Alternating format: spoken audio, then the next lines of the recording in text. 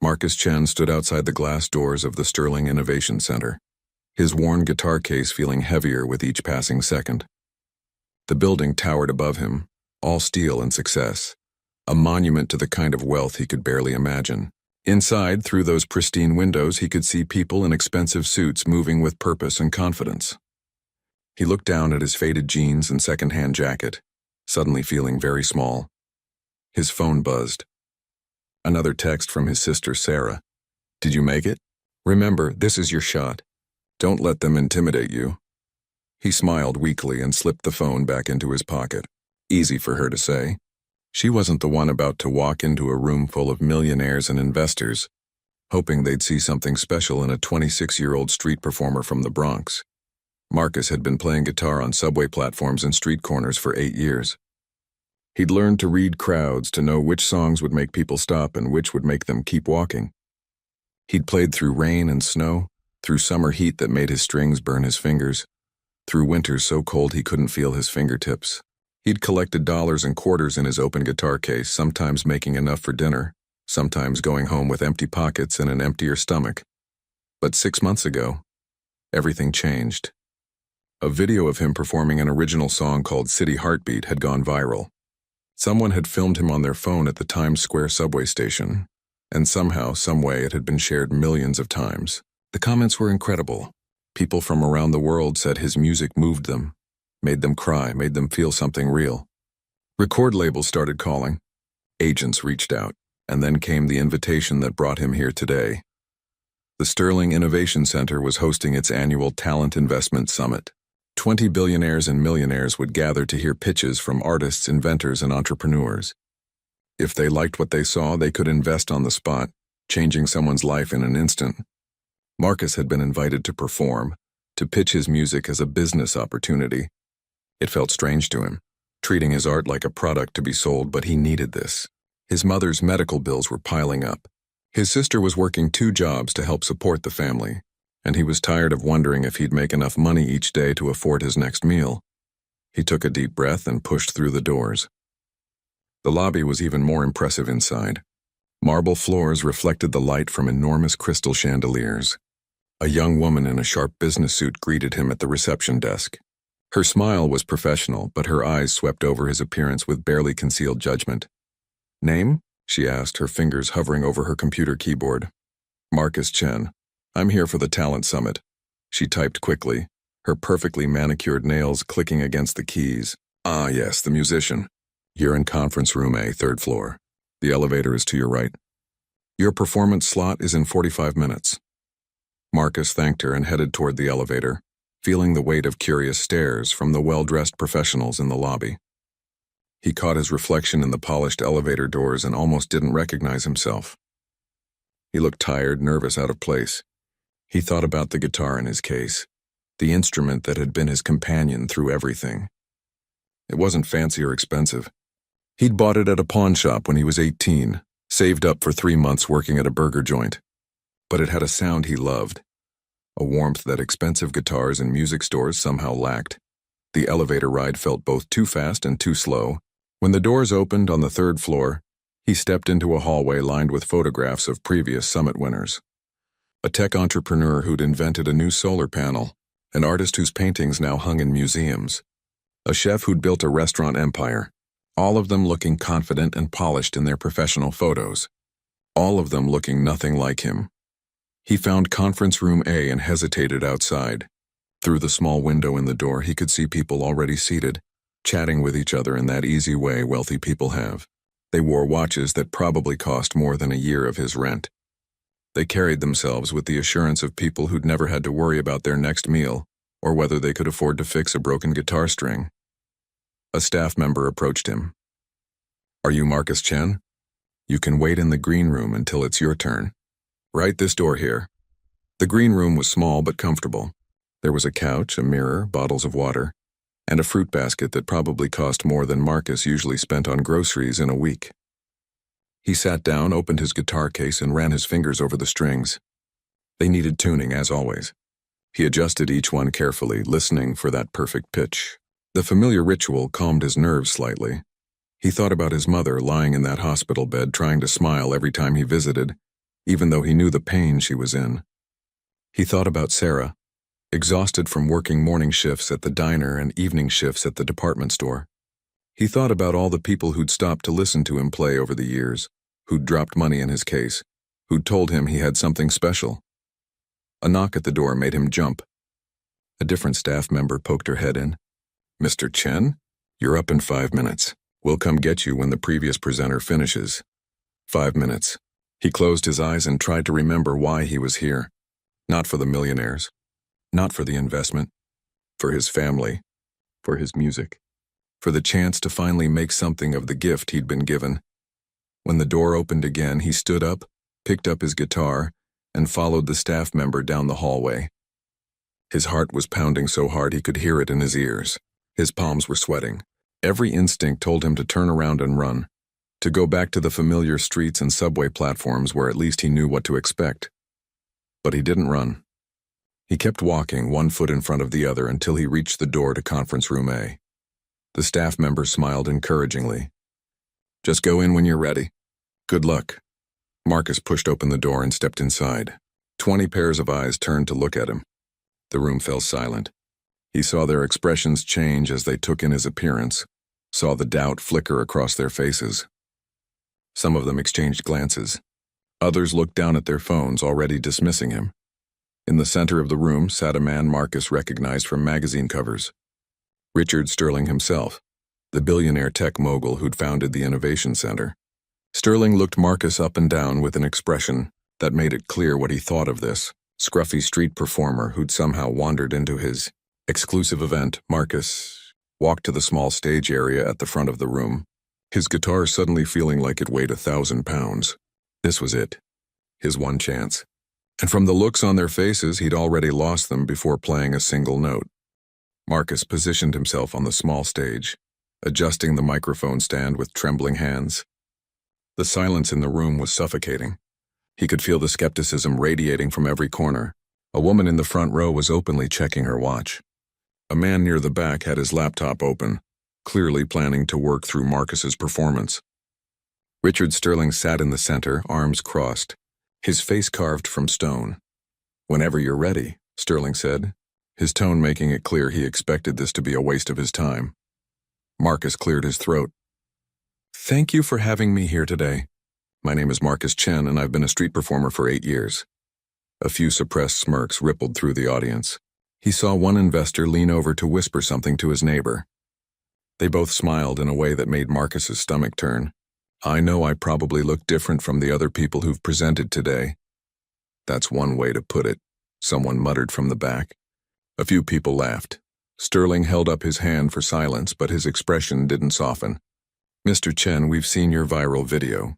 That's the only reason you're here." But viral moments fade quickly. What we need to understand is why we should invest real money in you. What makes you more than just another internet sensation that'll be forgotten by next week? The word stung because Marcus had asked himself the same question 1,000 times. "I don't know if I'm more than that," he admitted. "But I know that music has the power to change people's lives because it changed mine. I grew up in a neighborhood where kids had 2 choices, give up or get out. I chose music, and it saved me." A woman in an expensive blue suit raised her hand slightly. "That's very inspiring, Mr. Chen. But we're investors, not a charity. What's your business model? How do you plan to monetize your talent beyond playing for coins on street corners?" Her words felt like a slap, but Marcus forced himself to stay calm. "I've written over 200 original songs. I've built an audience on social media of over 5 million followers across different platforms. I've had interest from 3 record labels, but they want to change my sound, make me into something I'm not. What I need is investment to produce an album independently, to maintain creative control while reaching a wider audience. I've run the numbers." He pulled out a crumpled folder from his guitar case, and he saw several investors exchange amused glances at his lack of professionalism. Streaming revenue, concert bookings, merchandise, licensing for films and commercials. There's a clear path to profitability within 18 months. Sterling leaned forward slightly. "Mr. Chen, I've heard 100 pitches like this. Every artist thinks they're special, thinks their music will change the world. Most of them are wrong. What I want to know is whether you have the discipline, the work ethic, and the business sense to succeed. Because talent alone isn't enough. In fact, in my experience, talent is often the least important ingredient. The words hit Marcus harder than he expected. He'd spent his entire life working on his talent, perfecting his craft, believing that if he was just good enough, opportunities would come. But standing here in front of these millionaires, he realized they didn't care about his years of practice, his calloused fingers, the cold nights when he'd played until his hands went numb. They cared about spreadsheets and profit margins and return on investment. "You're right," Marcus said quietly. "Talent isn't enough. I've known incredibly talented musicians who gave up because they couldn't handle the business side. I've seen people with less ability succeed because they understood the industry better." He paused, gathering his courage. "But here's what I believe. Music isn't just a business. It's how people make sense of their lives. It's what they listen to when they're heartbroken, when they fall in love, when they need courage to face another day. And if you treat it only as a product, only as a way to make money, then you've missed the entire point." The room grew even quieter. Sterling's expression was unreadable. Marcus knew he was probably ending any chance he had at investment, but the words kept coming. "I don't expect charity. I'm offering a business opportunity, but I'm also offering something that can't be measured on a spreadsheet. I'm offering music that actually means something to people. And maybe, in a world where everything is calculated and optimized and focus grouped, that's exactly what people are desperate for." A man in the third row spoke up, his voice dripping with condescension. "That's a beautiful speech, kid. Very moving. But I invest in results, not feelings. What happens when the viral moment fades and nobody cares about your meaningful music anymore? What happens when the next young artist with a sob story comes along and takes your audience?" Marcus felt his face flush. The word kid felt deliberately insulting. The dismissal of his background as just a sob story made anger bubble up in his chest. But he forced himself to breathe, to think before responding. "You're right to be skeptical. The music industry is brutal and most artists fail. But the ones who succeed aren't always the most talented. They're the ones who refuse to quit, who adapt without losing themselves, who build genuine connections with their audience. I've been building those connections for 8 years, one listener at a time. That doesn't disappear overnight." Sterling stood up suddenly and Marcus's heart sank. He assumed the billionaire was about to leave to end this humiliation early. But instead Sterling walked toward the stage, his expensive shoes clicking on the polished floor. "Mr. Chen, you've given us a lot of talk about passion and meaning and connection. But talk is cheap. Every artist who stood in this room has had the same speech about how special they are, how different their music is." He stopped a few feet from Marcus, his eyes cold and challenging. "So here's what I want to know. Can you actually play? Or is that guitar just a prop to complete your street performer image?" The room erupted in murmurs. Marcus felt his face burn with shame and anger. He wanted to shout at Sterling, to tell him exactly what he thought of his arrogance and cruelty. But he also knew that's what Sterling wanted, to provoke him into losing his temper and proving he didn't belong here. Instead, Marcus looked Sterling directly in the eye. "I can play." "Then prove it," Sterling said, returning to his seat. "No more speeches. No more explanations. Just play something that justifies why we should take you seriously." Marcus stood there for a moment, his mind racing. He'd prepared a specific song for this presentation, one he thought would appeal to investors, something upbeat and commercial. But looking at these faces, at their doubt and dismissal and barely concealed contempt, he knew that playing it safe wouldn't work. They'd already written him off. He adjusted his guitar and made a decision. He would play something real, something raw, something that showed them exactly who he was. If they rejected him after that, at least they'd be rejecting the truth, not some watered-down version he thought they wanted to hear. "This song is called Invisible People," he said softly into the microphone. "I wrote it 3 years ago, after a night when I played for 4 hours on the subway and made $11. I watched thousands of people walk past me that night and I realized something. They weren't ignoring me because my music was bad. They were ignoring me because I was invisible to them.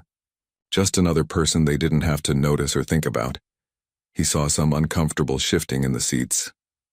Good. He wanted them uncomfortable. He positioned his fingers on the frets and began to play. The first notes filled the conference room, soft and haunting. Marcus's fingers moved across the strings with the confidence of someone who'd played this song hundreds of times. Each performance a small act of survival. The melody was simple at first, almost deceptively so, like a lullaby or a folk song passed down through generations. But there was something underneath it, a complexity in the chord progressions that hinted at deeper currents running beneath the surface.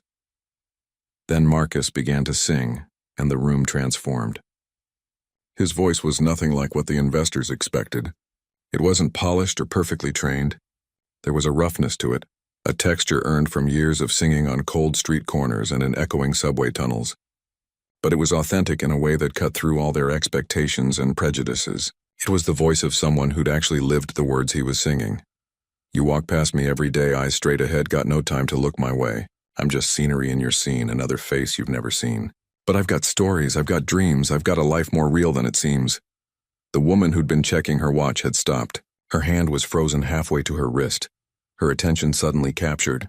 The man with the laptop had paused his typing, his fingers hovering above the keys as if he'd forgotten what he was about to write. Even Sterling, with his practiced expression of indifference, had leaned forward almost imperceptibly in his seat. Marcus closed his eyes as he sang, losing himself in the music the way he always did. In his mind, he wasn't in this sterile conference room surrounded by judgment and wealth. He was back in the subway, watching the endless stream of humanity flow past him. He saw the tired faces of people coming home from jobs they hated, the excited tourists snapping photos of everything except him, the children who'd paused to listen before their parents pulled them away. He saw himself in that moment feeling so small and insignificant, wondering if anyone would ever really see him. I'm the invisible people, living in your world, but never really here. I'm the invisible people singing songs you'll never hear, until the day you stop and see that invisible people are just like you and me. The melody shifted, becoming more complex. Marcus's fingers flew across the fretboard, adding layers of harmony that shouldn't have been possible on a single guitar. This was his gift, the thing that had always set him apart. He could make one instrument sound like an entire orchestra, could coax emotions from strings that professional musicians with expensive equipment struggled to achieve. A woman in the second row had tears streaming down her face. She wasn't even trying to hide them. The man sitting next to her had pulled out his phone, but not to check messages or work. He was recording Marcus's performance, wanting to capture this moment. Others were doing the same. Phone cameras pointed at the stage, all thoughts of spreadsheets and profit margins temporarily forgotten. Sterling's expression had changed. The cold skepticism was still there, but something else had crept in around the edges. Recognition, perhaps. Or maybe just surprise that this scruffy street performer could actually deliver on his promises. His arms were no longer crossed. He was leaning forward in his seat, one hand on his chin, completely focused on the performance unfolding before him. Marcus opened his eyes and looked directly at Sterling as he sang the bridge. You built your wall so high and strong, convinced yourself you don't belong to the same world where people fall, but your walls are just another way to hide from the truth that's living deep inside, that we're all invisible after all. The words hung in the air like an accusation. Several of the investors shifted uncomfortably. Marcus was calling them out, challenging their comfortable lives and their assumption that they were fundamentally different from people like him. It was a risky move, possibly career-ending, but it was honest. And right now, honesty was the only weapon he had. The song built toward its climax, Marcus's voice growing stronger and more powerful. He wasn't just performing anymore. He was testifying, bearing witness to all the struggles and defeats and small victories he'd experienced. Every late night when he'd questioned whether he should give up. Every morning when he'd woken up and chosen to keep going. Every person who'd walked past without stopping. And every rare soul who'd paused to listen and made him feel seen. So when you walk past me today, maybe you'll stop along the way. Maybe you'll see what I can be if someone just believes in me. We're all the invisible people, trying to be heard and trying to be found. We're all the invisible people, making our small corner of sound. The final notes resonated through the room, hanging in the air like a question waiting to be answered. Marcus let them fade naturally, not rushing to fill the silence. His heart was pounding, adrenaline coursing through his veins. He'd poured everything he had into that performance, held nothing back. Now there was nothing to do but wait for their verdict. The silence stretched on. Marcus could hear someone breathing heavily, emotion caught in their throat.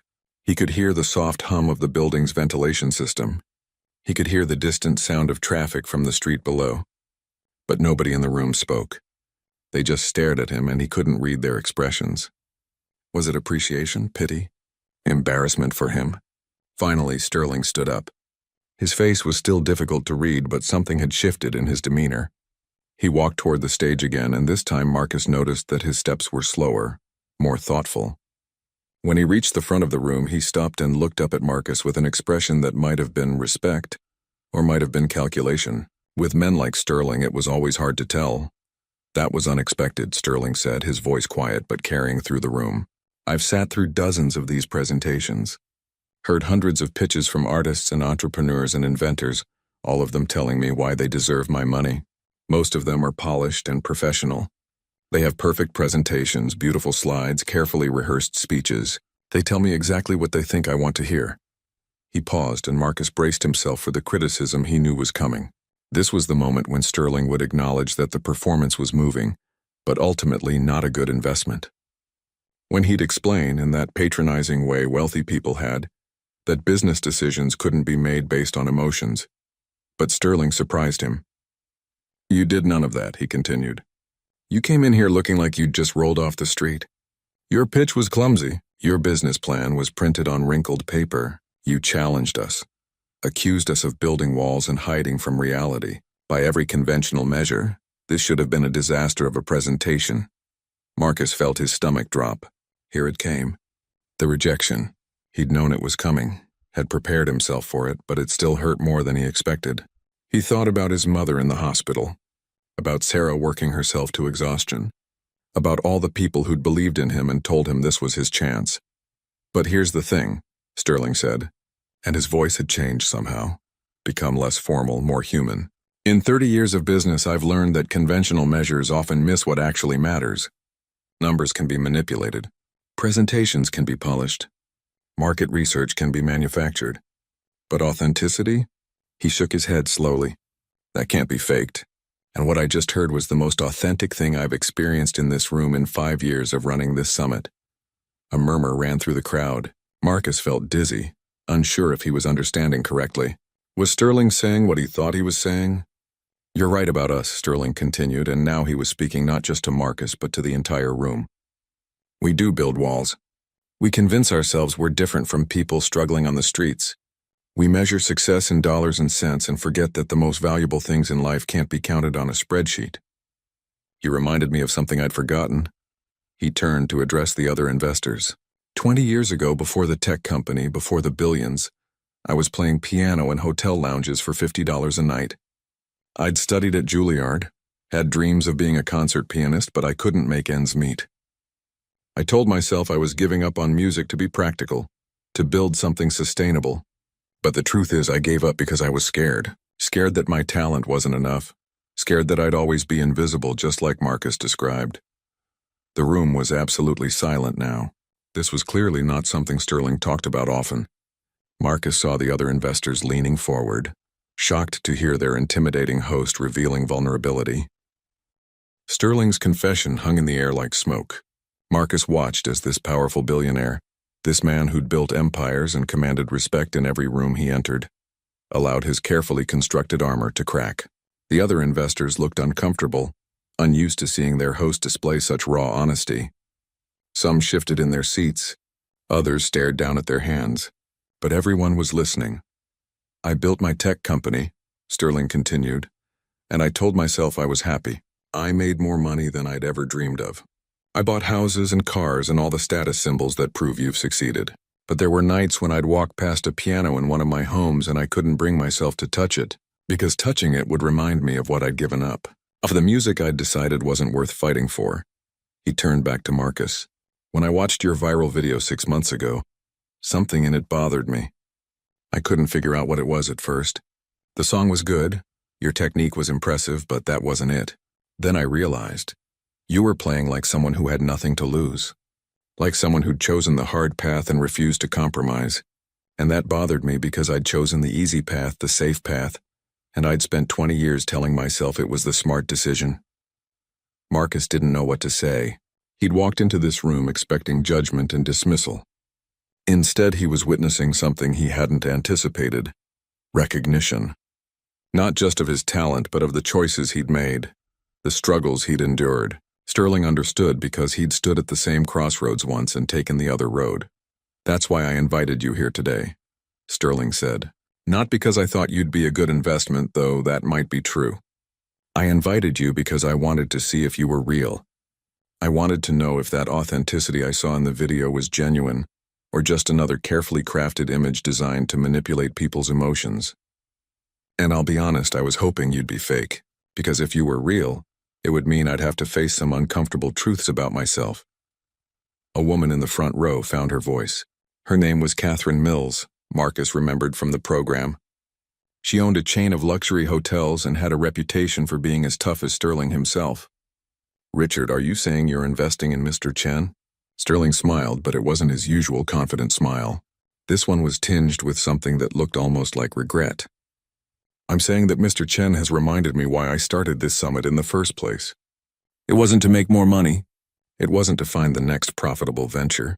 It was to give people with genuine talent and passion a chance to succeed without having to compromise who they are. Somewhere along the way, I forgot that.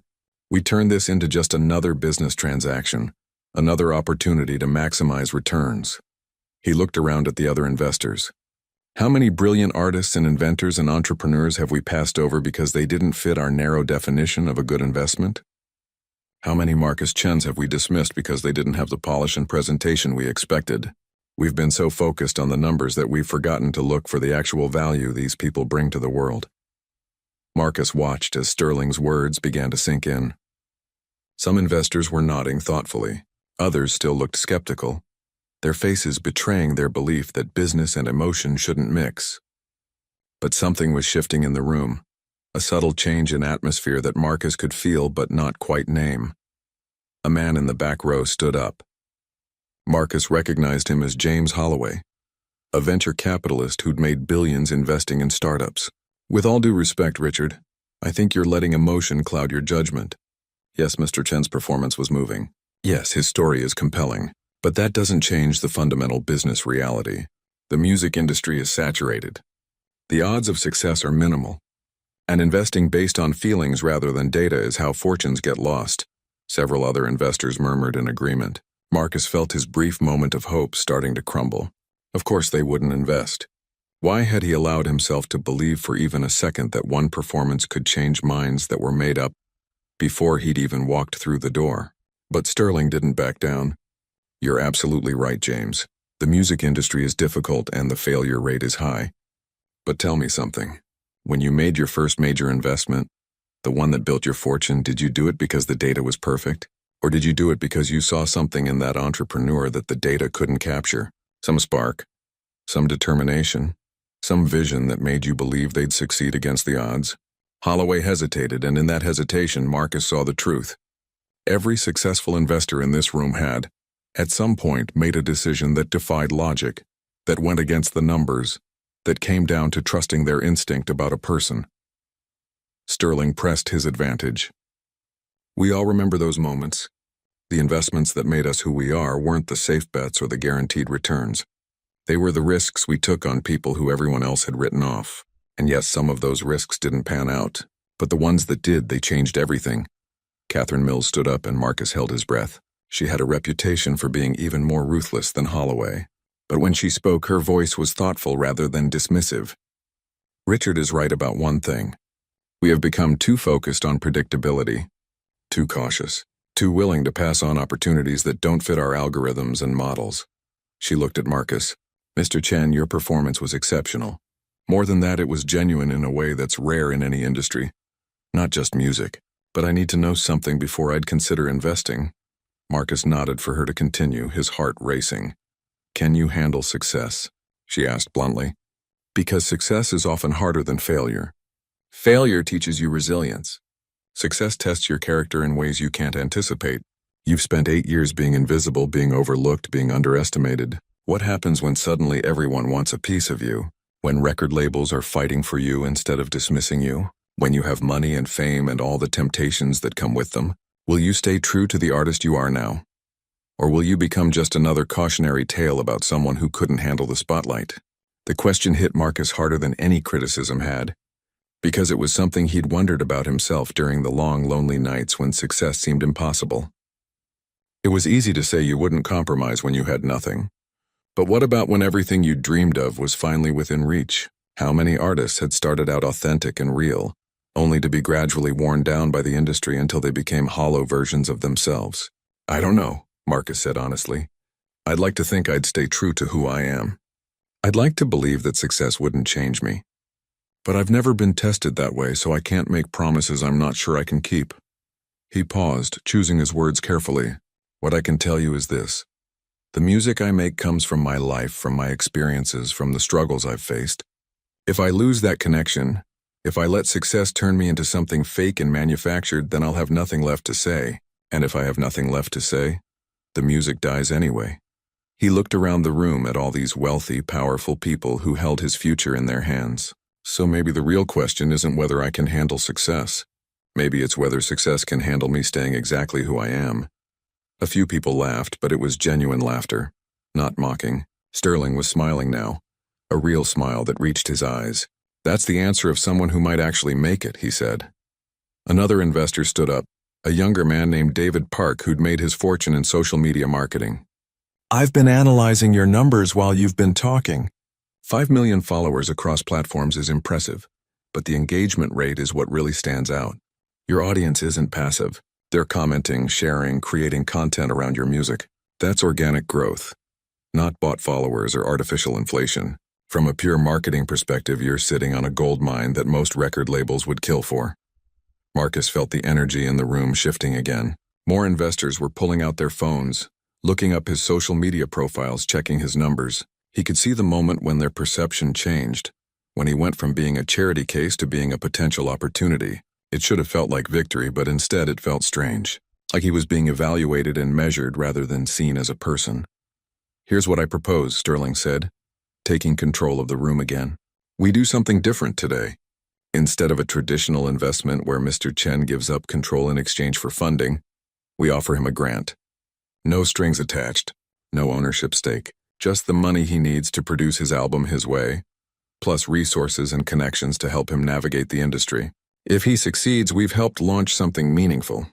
If he fails, we've still made a statement about what we value. The room erupted in conversation. Investors were talking over each other, some agreeing with Sterling, others arguing against the unorthodox approach.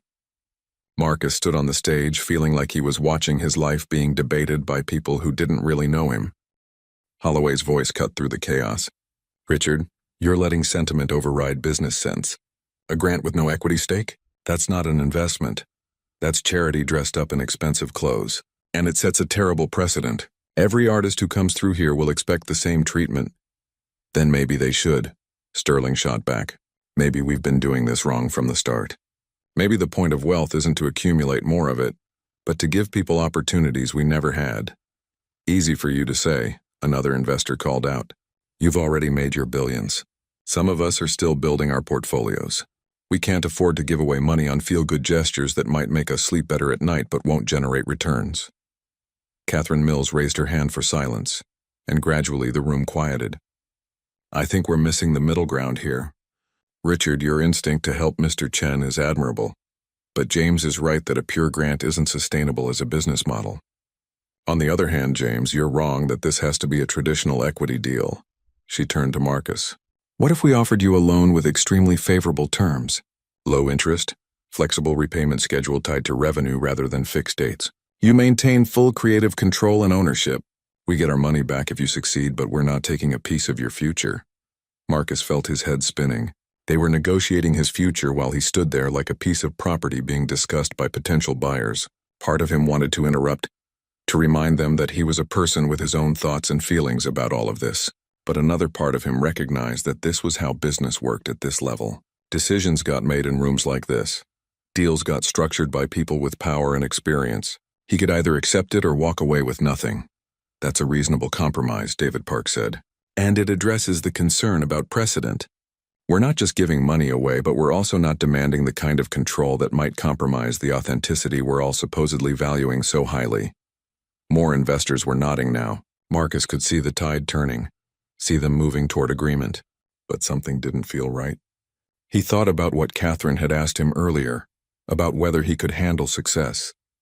He thought about all the artists he'd known who'd signed deals that seemed great at first, but turned into nightmares later.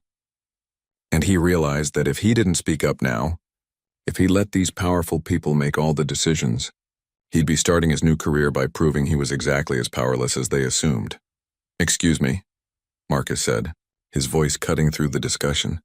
The room fell silent, surprised that he was inserting himself into their debate. "I appreciate everything you're saying, and I'm grateful for your consideration.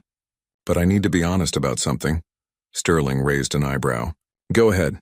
Marcus took a deep breath. "This doesn't feel right. You're talking about me like I'm not in the room, like my opinion doesn't matter in deciding my own future, and I understand why. You have the money and the power, and I'm just a street performer who got lucky with a viral video. But if I accept help on those terms, if I let you structure my career while I stand here silently grateful, then I'm already compromising who I am." He could see some investors rolling their eyes, but he pressed on. "When I was 11 years old, my father left, just walked out one day and never came back. My mother worked 3 jobs to keep us fed and housed. I watched her come home exhausted every night, watched her sacrifice everything for me and my sister. And the one thing she always told us was this: never let anyone make you feel like you should be grateful for basic respect. Never accept crumbs and act like it's a feast." Marcus looked directly at Sterling. "What you're offering sounds generous. A loan with good terms, resources and connections, a chance to make my music my way. But you know what it actually is? It's you deciding what I need and how I should get it, without asking me what I actually want. It's benevolent control disguised as opportunity." The room had gone completely silent. Marcus could see shock on some faces, anger on others. Holloway was shaking his head like Marcus had just made the stupidest mistake of his life. But Sterling's expression was harder to read. He was studying Marcus with intense focus, like a chess player who'd just encountered an unexpected move. "So what do you want?" Sterling asked quietly. Marcus set his guitar down carefully, buying himself a moment to think. This was it. He could either play it safe, apologize for his outburst, and accept whatever they offered, or he could take the biggest risk of his life and demand to be treated as an equal partner in his own future. "I want to know why you really brought me here," Marcus said. "Not the official reason. The real one. Because I don't believe it was just to invest in my music. You could have done that with a phone call, sent me a check in the mail if you wanted to help. But instead you invited me to perform in front of 20 millionaires and billionaires. You made me stand here and prove myself while you sat in judgment. Why?" Sterling's face remained impassive, but Marcus saw something flicker in his eyes. "Recognition, maybe. Or respect. You think you know why?" "I think you wanted to see if I'd break," Marcus said. "I think you wanted to test whether I'd compromise myself to get what I need. Because that's what this whole summit is really about, isn't it? You don't just invest in talent or business models. You invest in people who remind you of yourself, people who have the same hunger you had, the same willingness to do whatever it takes to succeed." He gestured around the room. "Everyone here has money and power now, but you all started somewhere else. You all had moments when you had to choose between staying true to yourself and taking the easier path. And I think you want to see if I'll make the same choices you did. The question is, are you hoping I'll compromise like you did? Or are you hoping I'll be stronger than you were?" The silence that followed was absolute. Marcus had crossed a line, had challenged not just Sterling but every person in the room. He'd essentially accused them all of selling out, of building their fortunes on compromises they weren't proud of. It was possibly the dumbest thing he could have done, but it was also the most honest. Sterling stood up slowly. His face was still unreadable, but his body language had changed. He walked toward Marcus with measured steps, and Marcus braced himself for the rejection he'd just earned. When Sterling reached the stage, he looked up at Marcus for a long moment. Then he started to laugh.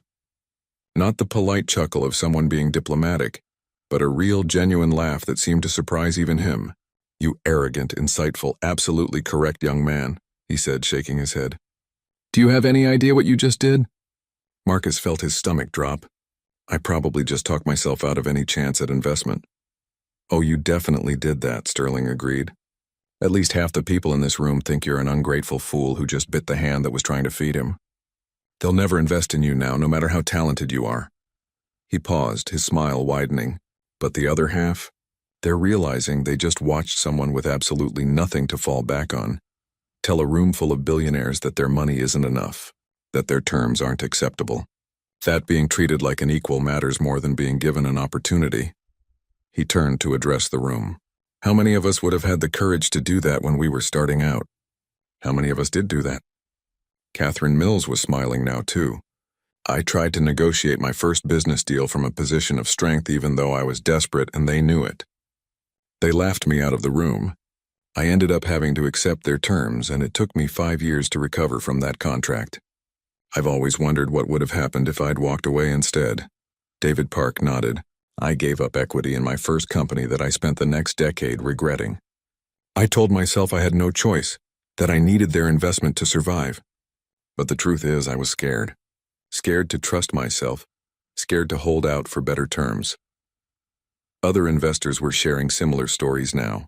The facade of invincibility was cracking, revealing the uncertainty and fear and regret that lived beneath all the success. Marcus realized that Sterling had been right about one thing. These people did see themselves in him. Not because he was like them now, but because he reminded them of who they used to be before the compromises and calculations and carefully controlled public images. Sterling turned back to Marcus. Here's what's going to happen. I'm not going to offer you a grant or a loan or any kind of traditional investment structure. Instead, I'm going to make you a promise.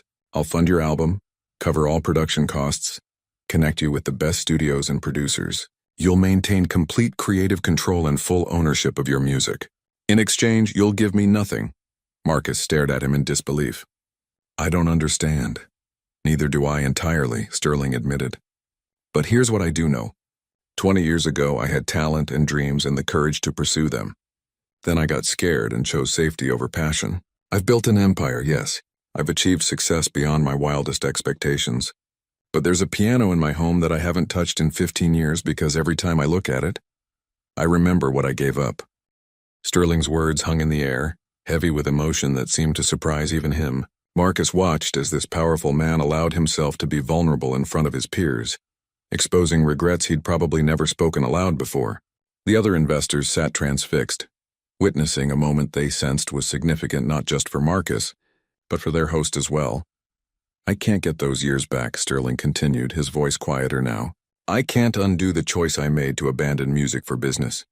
But maybe I can do something else. Maybe I can make sure that someone with real talent and genuine courage doesn't have to make the same choice. Maybe that's worth more than any return on investment. Holloway stood up, his face flushed. Richard, this is insanity. You're letting emotion completely override logic. Yes, the kid's got talent. Yes, his story is moving. But you're talking about funding his entire album with no expectation of return. That's not business, that's not even smart charity. That's just throwing money at your own regrets and hoping it makes you feel better. You're absolutely right, Sterling said, surprising everyone by agreeing. It is about my regrets. It is emotional rather than logical. But tell me something, James. When you die, what do you want to be remembered for? The size of your portfolio? The returns you generated? Or the impact you had on the world? Holloway opened his mouth to respond, then closed it again. The question had clearly caught him off guard. Sterling looked around the room. We've all made more money than we could spend in 10 lifetimes. We come to these summits pretending we're looking for good investments, but what we're really looking for is meaning. Some way to prove that our success was about more than just accumulating wealth. We want to believe we're making a difference, that we're helping talented people succeed. But how often do we actually take a real risk on someone? How often do we give without expecting anything in return? Catherine Mills stood up, pulling out her checkbook. Richard, you're going to make me do something I'll probably regret. But you're right. We've become too cautious, too focused on protecting what we have rather than using it for something meaningful. She looked at Marcus. I'll match Richard's contribution.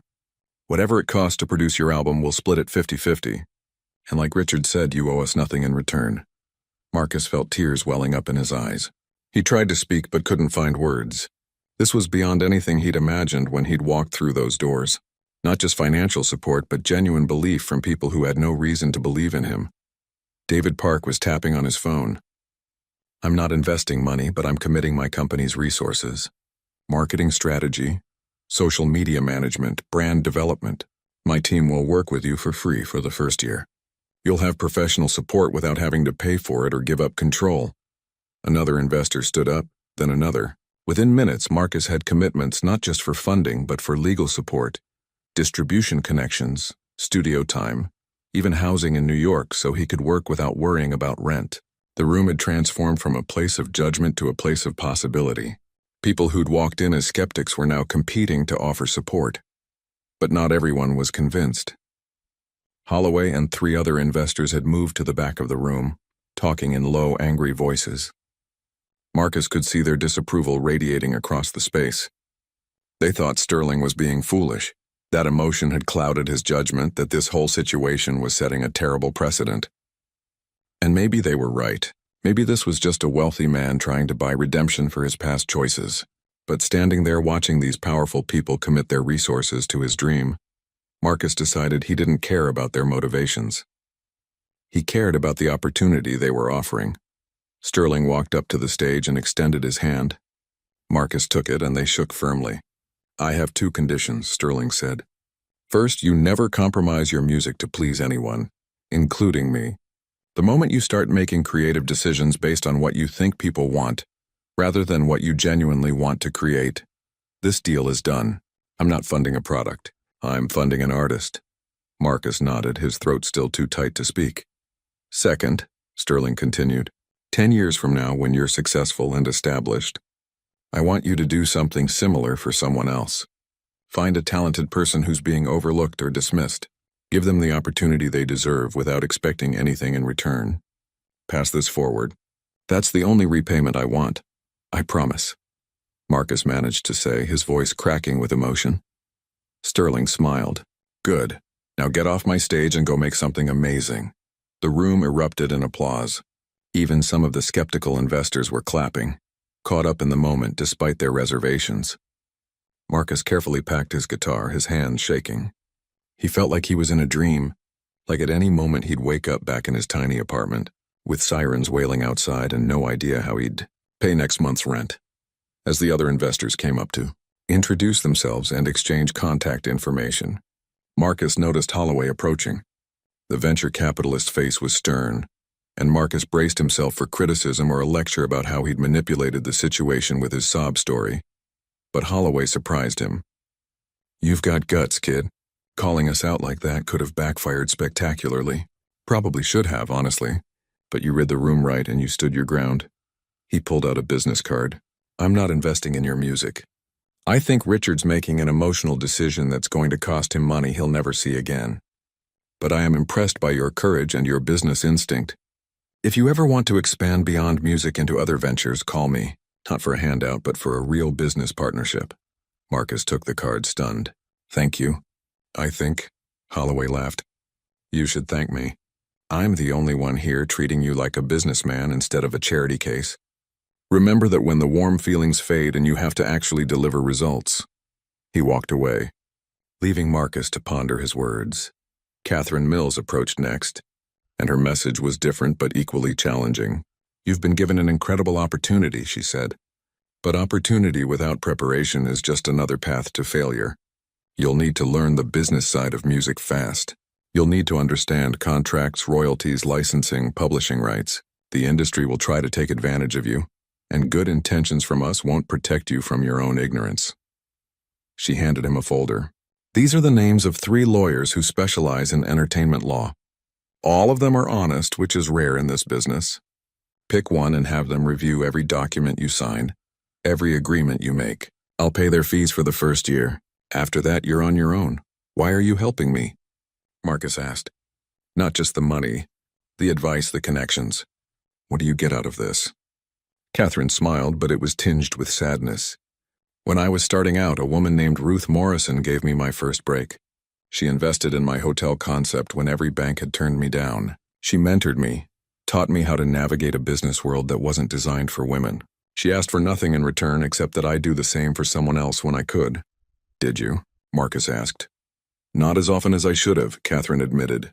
"I got caught up in building my empire, in proving I belonged in rooms full of powerful men. I forgot Ruth's lesson about using success to lift others up. Your performance today reminded me of that, so thank you for that reminder, and don't waste it." As more investors came up to offer support and advice, Marcus began to understand the complexity of what was happening. This wasn't just about him or his music. It was about each of these successful people confronting their own choices, their own regrets, their own understanding of what success really meant. He was the catalyst for something larger than himself, and that realization was both thrilling and terrifying. Sterling appeared at his side again, this time with a practical focus. "We should talk logistics. You'll need to start making decisions about producers, studios, session musicians. I have contacts who can help. But remember the first condition. Every creative decision is yours. I'm opening doors, not pushing you through them." Marcus nodded, his mind already racing ahead to all the choices he'd need to make. What songs would go on the album? What sound was he going for? Who should he work with? The freedom was exhilarating and overwhelming in equal measure. "There's something else," Sterling said, lowering his voice. "The media will find out about this. Probably within a day or two. They'll turn it into a story about a billionaire giving money to a poor street musician. They'll make it saccharine and simple, strip away all the complexity of what actually happened here. You need to be ready for that." "Ready how?" Marcus asked. "Ready to control your own narrative," Sterling said. "Don't let them turn you into a victim who was rescued by generous rich people. You earned this opportunity by being talented and brave enough to be yourself. The money is just resources. The real gift is the chance to maintain your artistic integrity while having access to professional support. Make sure that's the story that gets told." 3 hours later, Marcus stood on the sidewalk outside the Sterling Innovation Center, his guitar case in hand, his mind still reeling from everything that had happened. The sun was setting, casting long shadows across the street, and he realized he'd been inside for most of the day. It felt like a lifetime ago that he'd stood on this same spot, terrified and uncertain, convinced he was about to be humiliated. His phone buzzed with a text from Sarah. "Well, did they laugh you out of the building? Should I get the ice cream ready for a comfort food binge?" Marcus smiled and called her instead of texting back. She answered on the first ring. "That bad, huh? I'm sorry, Marcus. I really thought this could be your break." "Sarah," he said, his voice shaky, "they're funding my album, all of it. And I don't have to give them anything in return." The line went silent for so long he thought the call had dropped. Then he heard his sister crying. "Are you serious? This isn't a joke? Because if you're messing with me right now, I swear I'll—" "It's real," Marcus said, tears streaming down his own face. "It's all real. We can pay Mom's medical bills. You can quit one of your jobs. I can actually make music without wondering if I'll eat that day. It's real, Sarah." They both cried then, not bothering to hide it, letting 8 years of struggle and sacrifice and barely holding on pour out in tears of relief and joy and disbelief. People walking past gave Marcus strange looks, but he didn't care. His whole life had just changed, and he needed this moment to feel real before he could begin to process what came next. After he hung up with Sarah, promising to come home and tell her everything in person, Marcus started walking. He wasn't sure where he was going. He just needed to move, to feel his feet on the ground, to prove to himself that this wasn't a dream he'd wake up from in his cramped apartment. He found himself heading toward the subway station where he'd performed the night his viral video was recorded. It was rush hour now, the platform crowded with tired commuters heading home. Marcus stood at the edge of the crowd and watched them, really watched them in a way he hadn't in a long time. Each person carrying their own struggles and dreams and stories. Each person invisible to most of the others, just faces in a crowd.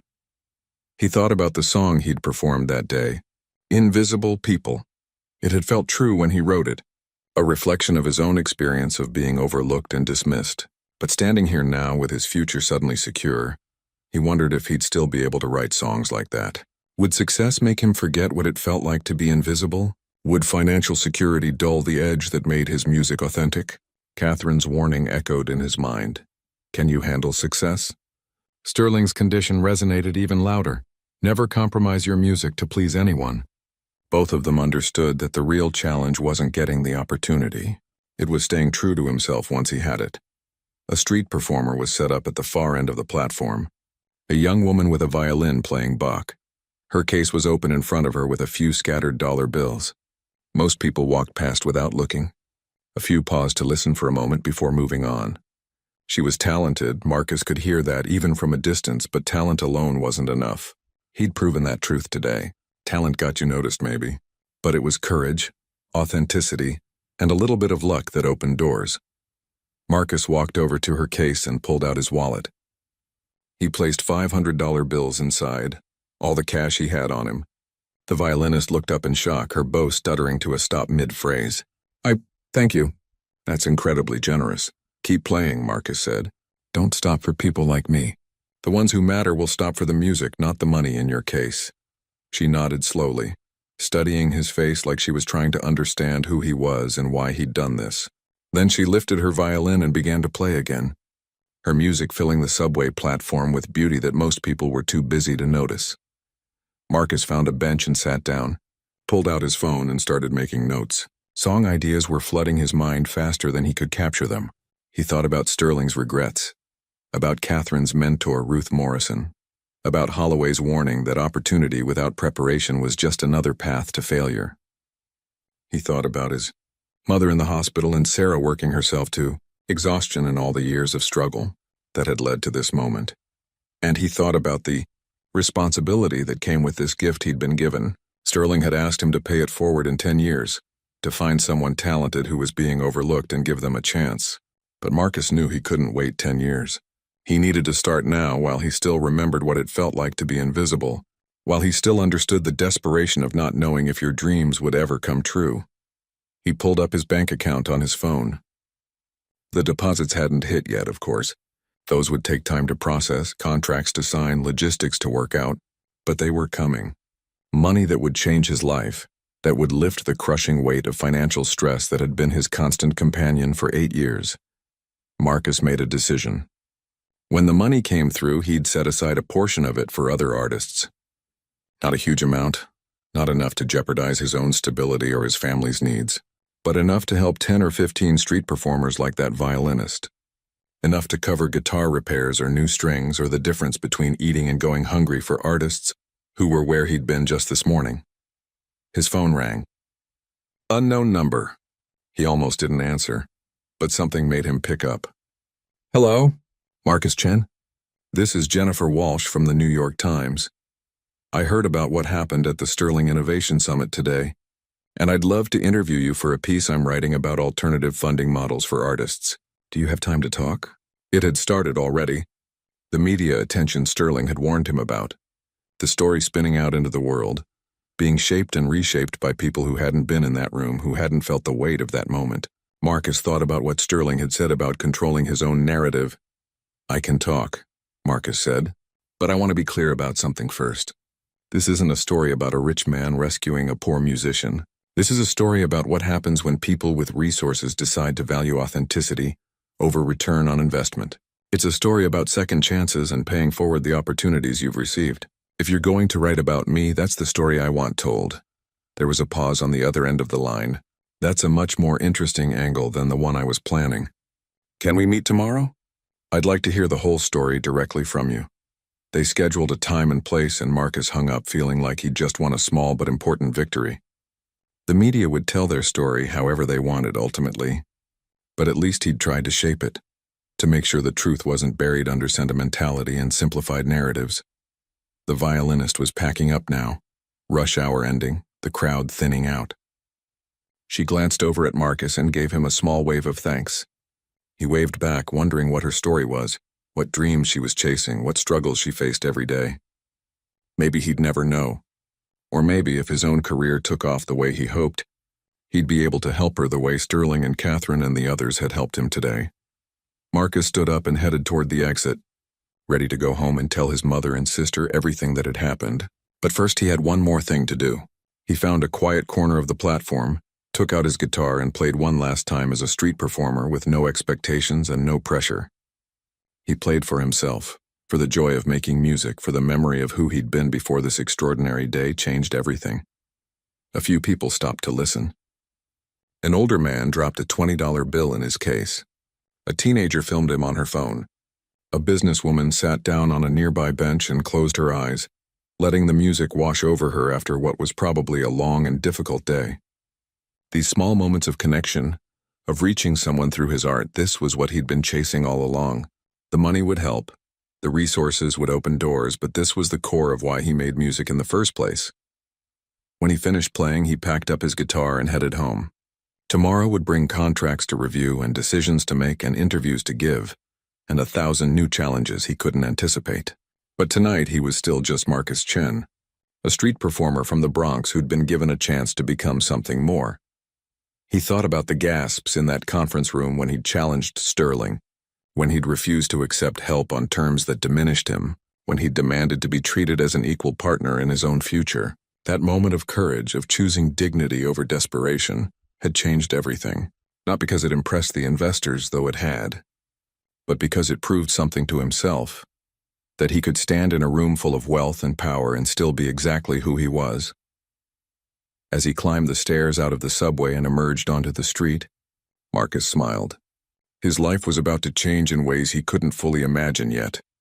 There would be challenges and setbacks and moments when he'd question whether he deserved this opportunity. But he also knew, with a certainty that settled deep in his bones, that he was ready for whatever came next.